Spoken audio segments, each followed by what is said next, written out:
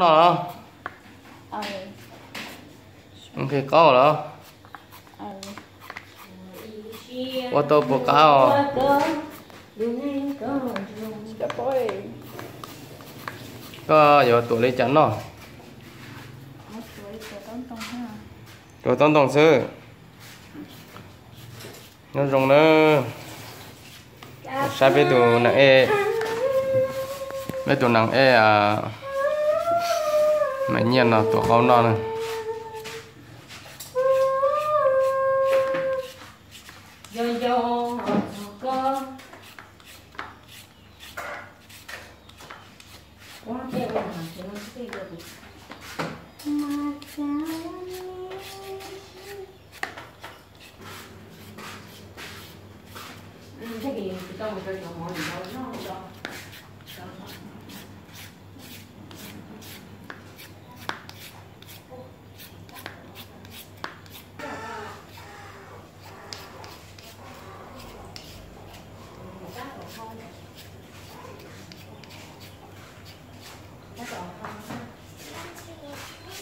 อะไรนะครับกินข้าวไหมแม่หมอ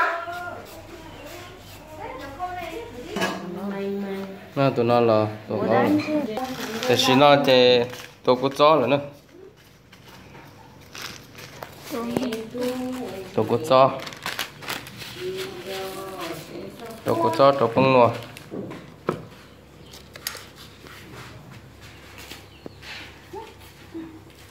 cho nó chở ta tàu cho con nó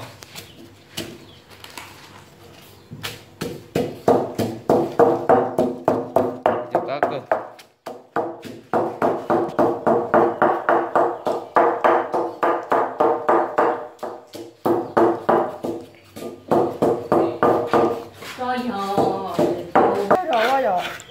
cho nó nắn ta món này món chơi rõ đâu cái tàu khác giống như này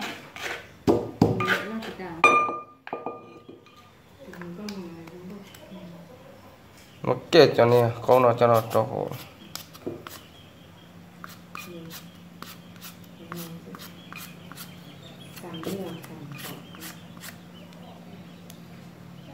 một chỗ à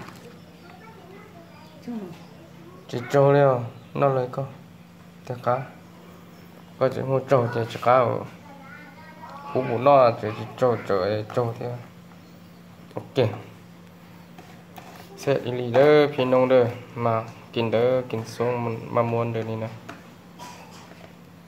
cứ sầu tán hayกิน chỗ này có chỗ chơi xì tuột đó Cái thứ nó một cái tan này. Cái thứ nó chẳng một tan thôi. Nó một cái tan cái món nó nữa.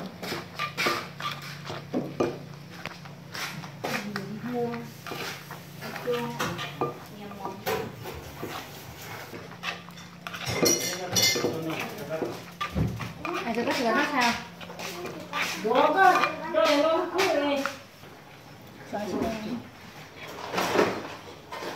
Đấy để bữa nay in ảo mừng nương nì à tí.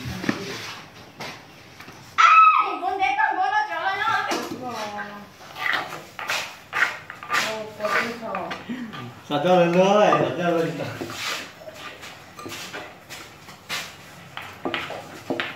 tàu mà nó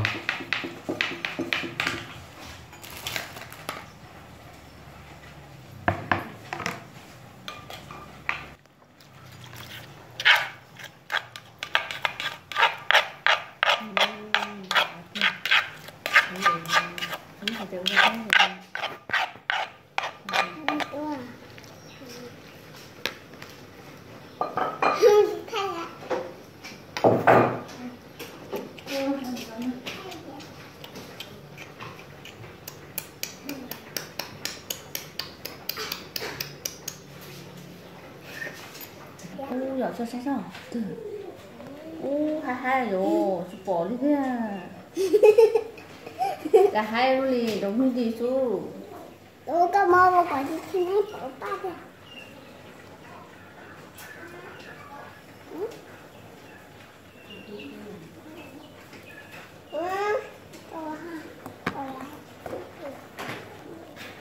Tôi có là sợ nè. nó chỉ soi rồi Để tôi rồi. tao bắn nó là hai đứa đã Cá tiêu. bây giờ là tụi nó cũng có con nào nè lấy có thấy rồi anh nè thấy rồi hai đứa sờ nó đây nè chừng có sờ về nè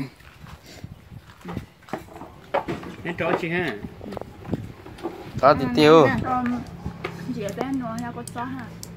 Nó cho nó phá. Giờ một điểm nó có xem này. Đâu này à? Cho này. Rắn không? Cá tiêu. có đâu gì nó chừng có Nó con. Nó con. nó men này gì nữa Bắt tay của nó tôi. nó men nó nè nó Ô tiêu mừng.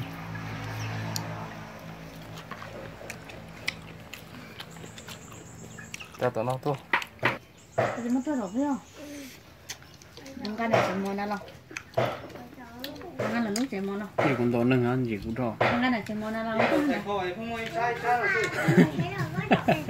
rồi chết rồi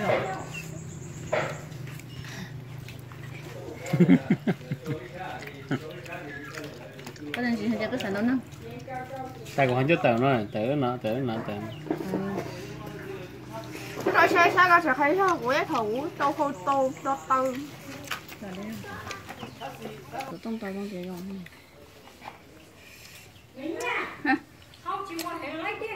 Không có mua. chỉ mua là gì cả cái gì không mua gì chứ cái này không mua gì lại Không có nó to nè. ra nó xin đầu ra rồi lấy cái nó này lấy cho con nó lên nó lên con nó thì nó ở của tôi hành nè Nó là chờ chị tăng theo.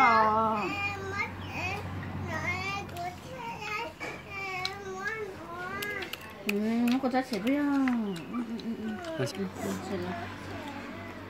Above list is not exclusive. Oh. chỉ có cháu là này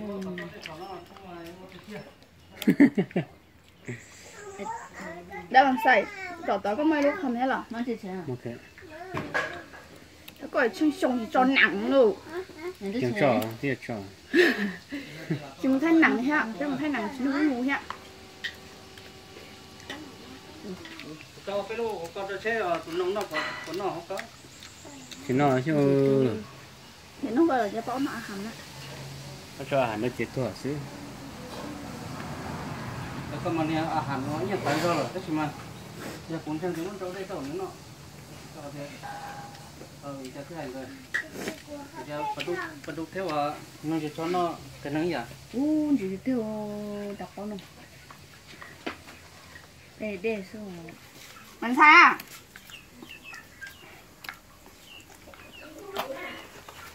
Ủa mà.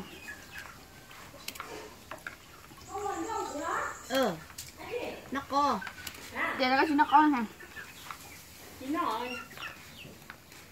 nó cái chân thôi phải cho nhau lọ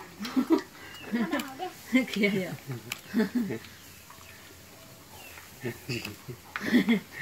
phải cho quanh ra rồi 자, 지금 그 사람만 먹고 그거 건져. 짠 nó 짠 anh nó còn đơn chị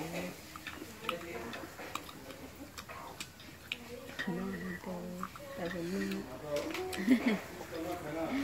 anh thấy là nó còn cho cái xe dạ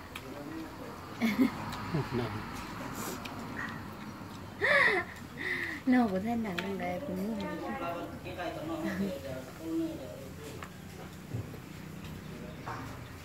cái trường mô ta là nó ngay kia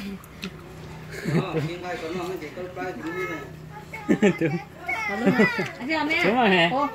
Đúng rồi, cái gì để cho con à? đâu có đất được nhá Cái li ống một con nó chả cái gì để cho. 咱那崩一个咱没人吃不呢，我们在切了个。你出来洗了，那老水里，那老水了。